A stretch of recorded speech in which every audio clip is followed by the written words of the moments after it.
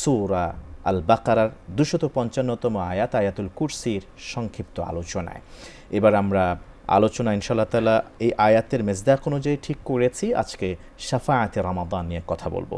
সুপারিশ, এটি বৈধতা কি, কোরআন সুন্নাহর আলোকে কথা বলবেন আজকের আমন্ত্রিত মেহমানদ্বয়, এবং সুপারিশ কে করবেন, কারা করবেন, কাদের পক্ষে করা যাবে, কারা সুপারিশ থেকে বঞ্চিত হবেন, সংক্ষিপ্ত স্বরে তুলে ধরবেন। প্রথমে মুহাদ্দিস সাহেব, আপনার কাছে আমরা আসতে চাইব যে আপনি যদি বলতেন কোরআন সুন্নাহর আলোকে সুপারিশ করা হবে কিনা এর বৈধতা নিয়ে প্রথমে, এরপরে যদি আপনি সংক্ষিপ্ত স্বরে বলতেন যে সুপারিশ কারা কারা করবে, প্লিজ। জি, শুকরান কাথিরা। শাফাআত এটা আরবি শব্দ, আমরা বাংলায় বলে থাকি সুপারিশ করা। তো শাফাআত হাসরের ময়দানে শাফাআত এটা সাব্যস্ত হবে, শাফাআত হবে, সুপারিশ করা যাবে, এটা কোরআন এবং সুন্নাহর মাধ্যমে প্রমাণিত। কোরআন আল কারিমে আমরা শাফাআত শব্দটি বিভিন্ন আয়াতের মধ্যে দেখতে পাই যে ওয়ালা তানফাউহা শাফাআতুন, তাদের শাফাআত কোনো উপকারে আসবে না। কুল লিল্লাহি শাফাআতু জামিআ, হে রাসূল আপনি বলুন যে সমস্ত শাফাআত আল্লাহর জন্য।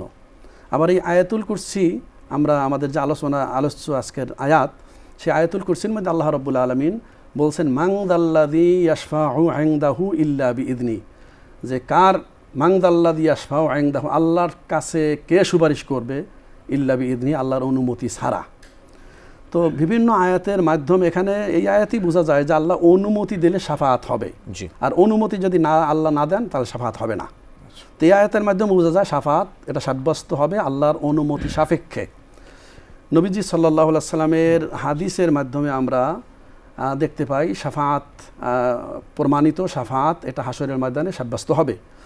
যেমন নবীজি সাল্লাল্লাহু আলাইহি ওয়াসাল্লাম বলেছেন শাফাআতু লি আহলিল কাবাইর মিন উম্মতি, রাসূলুল্লাহ সাল্লাল্লাহু আলাইহি ওয়াসাল্লাম বলেছেন যে কাবীরা গুনাহ করেছে আমার উম্মতের মধ্যে যারা, তাদের জন্য শাফাআত থাকবে।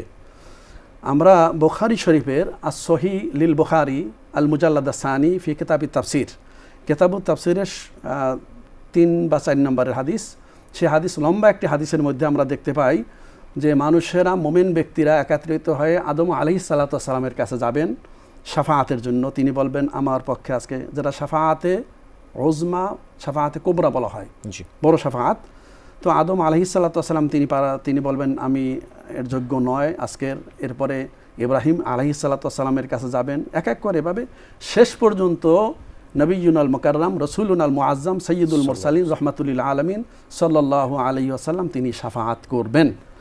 আমরা যে আজানের পরে দোয়া পড়ি, এবং নবীজি সাল্লাল্লাহু আলাইহি ওয়াসাল্লাম বলছেন মুয়াজ্জিন যা বলে, যে যারা এভাবে বলবে অতঃপর পড়বে, অতঃপর আমার উপর দুরূদ ও সালাম পেশ করবে, সুম্মা সাল্লা আলাইয়া, আমার উপরে দুরূদ সালাম পড়বে, অতঃপর যে ব্যক্তি পড়বে আল্লাহুম্মা রাব্বা হাযিহি দাওয়াতি তাম্মা, এই কাজগুলো যারা করবে হাল্লাত লাহু শাফাআতি, অফি রাওয়ায়াতিন উখরা ওয়াজাবাত লাহু শাফাআতি, যে আমার শাফাআত তাদের জন্য সাব্যস্ত হবে, তাদের জন্য কার্যকর হবে।